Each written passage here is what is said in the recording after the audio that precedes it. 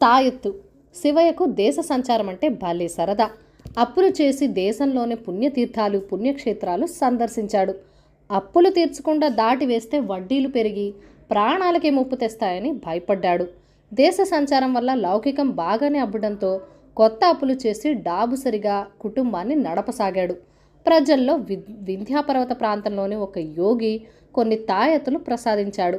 ఒక తాయెత్తుకు పూజ చేసి ధరించాను, ఫలితంగా నా అప్పులన్నీ పటాపంచలయ్యాయి అని అతడు వ్యాప్తి చేశాడు. శివయ్య మాటలు అప్పుల్లో మునిగి ఉన్న వాళ్లను భ్రమముంచాయి. రుణ బాధితులు శివయ్యను కలిసి తాయెత్తుల కోసం ఎగబడ్డారు. శివయ్య వాళ్ల చేత పూజలు చేయించి దండిగా డబ్బులు దండుకోసాగాడు. దీంతో చుట్టుపక్కల ఊళ్ళ నుంచి కూడా జనం వచ్చి శివయ్య కాళ్ల మీద పడ్డారు. ఒకరోజు చిన్ననాటి మిత్రుడు శివయ్య వద్దకు వచ్చి, నీ గురించి విన్నాను, ప్రస్తుతం పీకల్లోతు అప్పుల్లో మునుగున్నాను, నాకొక తాయెత్తిచ్చి పుణ్యం కట్టుకో అని శివయ్యను రెండు చేతులు పట్టుకుని ప్రాధేయపడ్డాడు. మిత్రుడితో ఏం చెప్పాలో అర్థం కాని శివయ్య కాసేపటికి తేరుకొని ఒక తాయెత్తు తీసి ఉచితంగా తీసుకోమన్నాడు. కానీ మిత్రుడు అందుకు అంగీకరించక డబ్బులు ఇచ్చి వెళ్ళాడు. ఆ డబ్బు ఖర్చు పెట్టకుండా శివయ్య భద్రంగా ఉంచాడు.